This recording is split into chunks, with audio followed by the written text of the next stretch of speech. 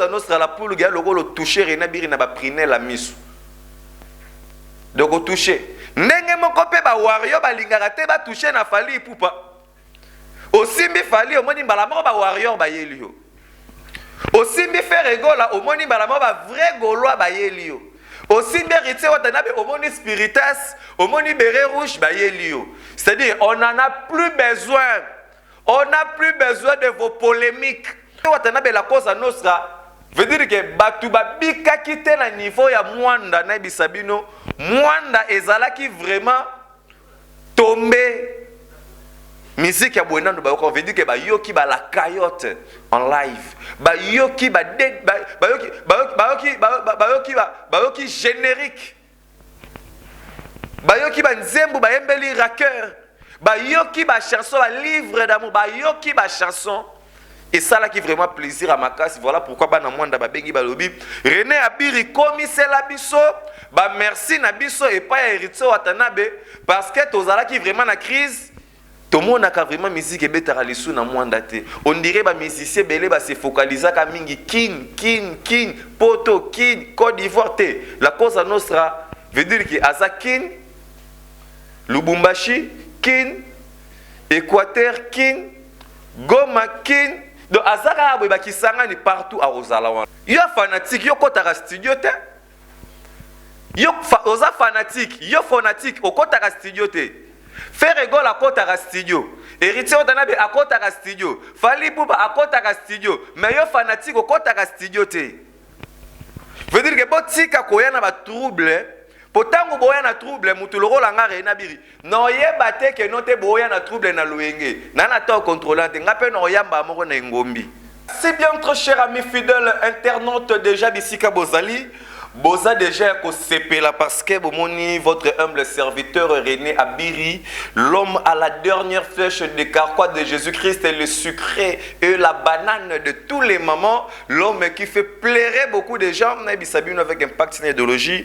Votre artiste Motona Tembela Koza Nostra la Pulga Gogan Héritier Watanabe Aza toujours Nakatsa Mabele, René Abiri, votre fanatique veut dire que fanatique, veut dire que votre fanatique vraiment, il y a la team Wata Mutu vraiment un impact sur l'idéologie. Tozali wana pona ko soutenir kolobeli la ba œuvre, il y a notre artiste leader veut dire que ceux na ba fanatique o ba lobeli la leader na bangote mais faut comprendre que il y a aussi vraiment des fanatiques oyo ba telemaka pona koloba pona leader na bango lokolanga René Abiri veut dire que avec toute fierté, avec tout honneur, avec tout orgueil na lobeli la toujours ozali artiste o nga na za fanatique nae la cause nostra la pulga moto na tembelom demi ange mi démon. Là je commencerai premièrement au peu ça merci na ba oyanga ba o ba soutenaka veut dire que na bosani binote les spiritas o wapi bazali on a toujours ba fanatique ya Héritier Watanabe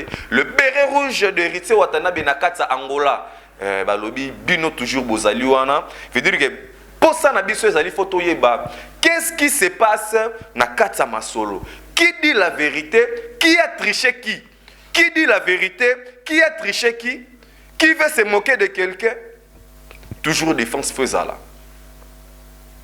La cause à nostra la poule gana sima ya kozala na poto bana mai ayaki ya wanakati ya République démocratique du Congo.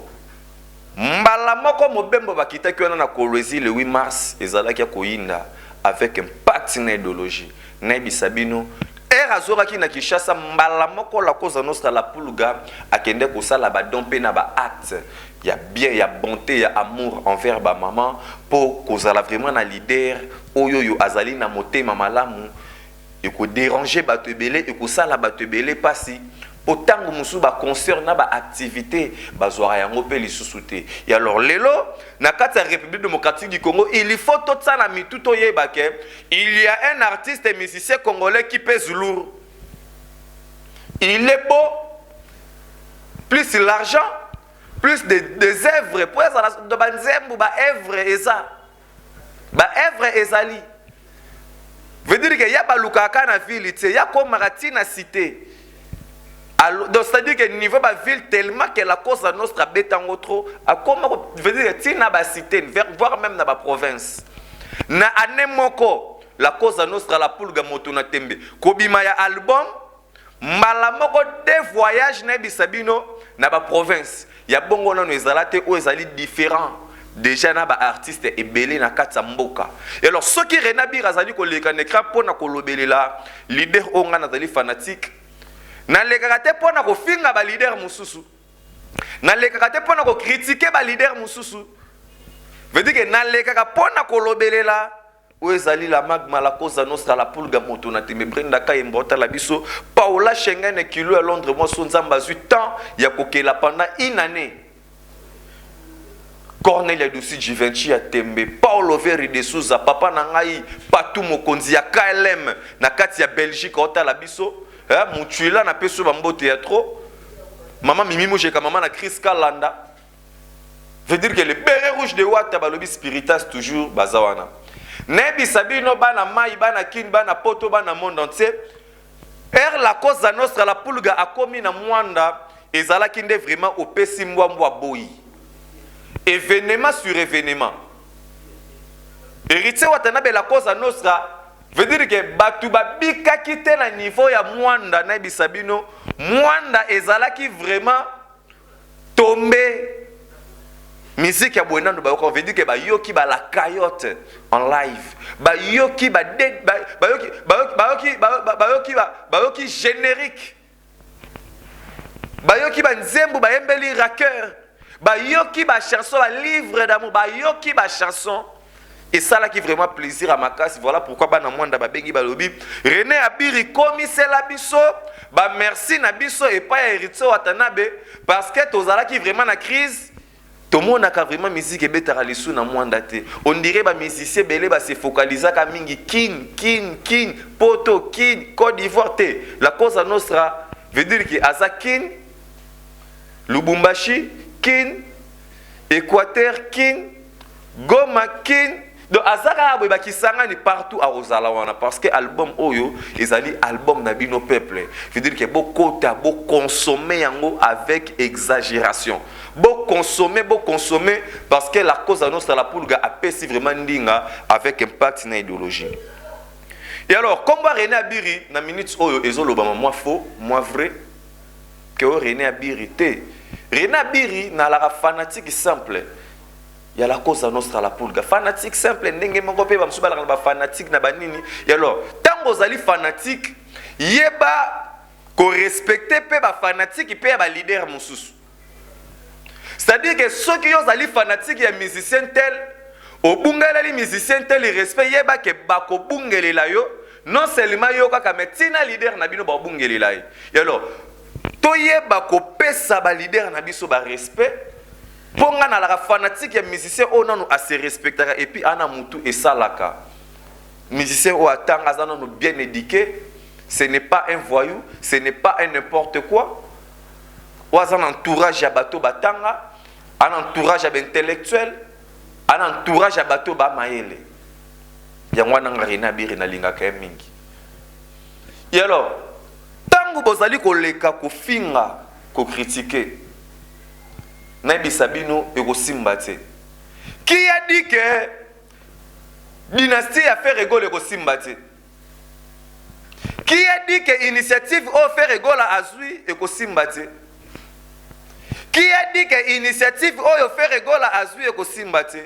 Baba Yumadi, ba faux fan na kwiti. Bolinga botsa trouble et si ko trouble zate. Bolinga botsa trouble et si ko trouble zate. Ba sans esprit. Tango bandara makambo bolinga boko manango tina suka. Veut dire que René Abiri confirme avec un partenaire idéologie.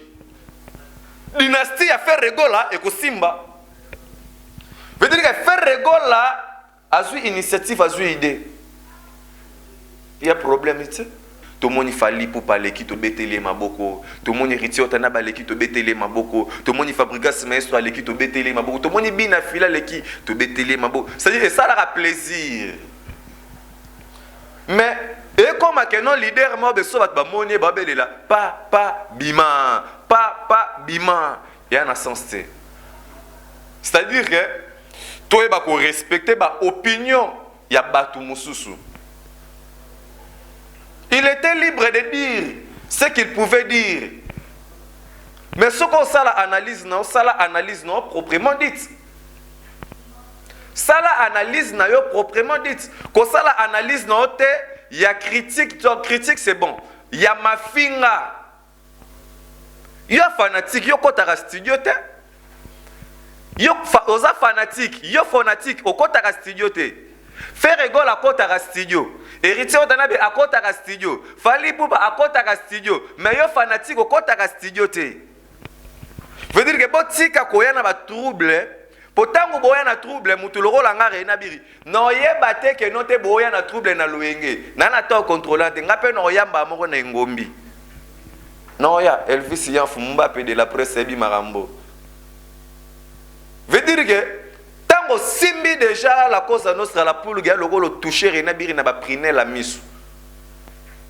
Donc au toucher. Ndenge moko pe ba wario ba lingaka te ba toucher na Fali Poupa. Au simbi Fali au moni balamo ba warrior ba yelio. Au simbi faire rigola au moni balamo ba vrai gaulois ba yelio.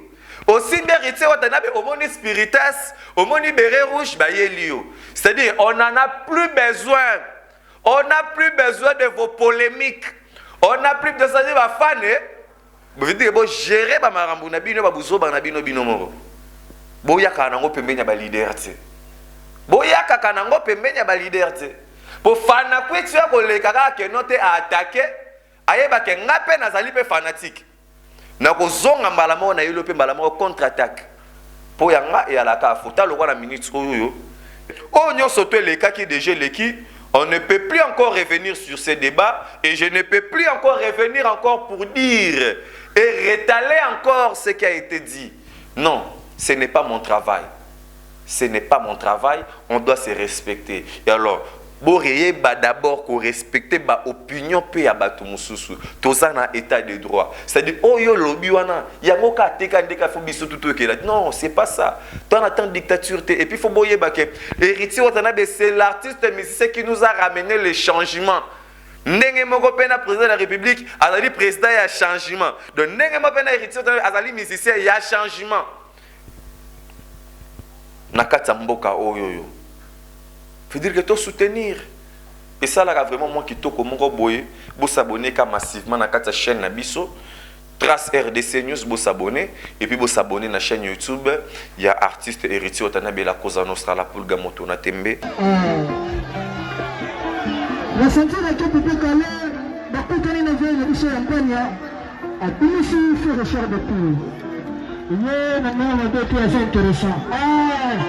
Chaque fois, faire le chant de toutes les armes à Bakou. Il y a des gens qui sont là. Donc, on va avoir des grands chanteurs. De nombreux élèves. Mais, Azaï est chanteur, Azaï est animateur. Si vous avez une animation, c'est une animation pour lui, c'est qu'on aurait de modérer. Et ça, la balance, parce qu'elle a tiré le match nul. Mais dans l'ambulance, avec les autres. Na pesa ambulance nje. Na pesa ambulance tu. Na ni fela pesa tu ambulance ka. Kumbaba ko ko ko tanta pesa la mbamba. Na ni ko ke de minutes. Na connais pas Songo. C'est bon. Et tout la bimba na lutte c'est ba pousse.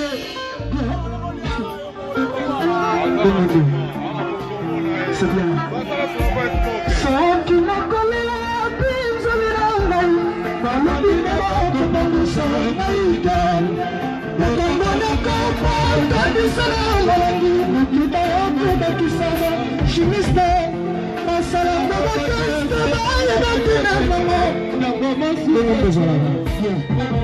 changement de fréquence.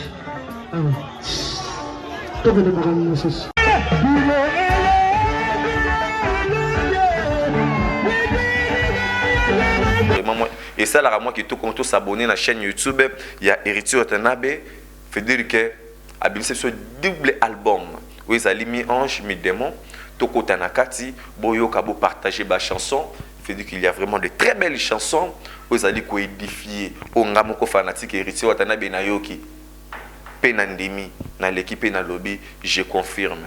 Merci beaucoup. Quant à moi, Réna Birito, Koutani Bongo Mbalassi.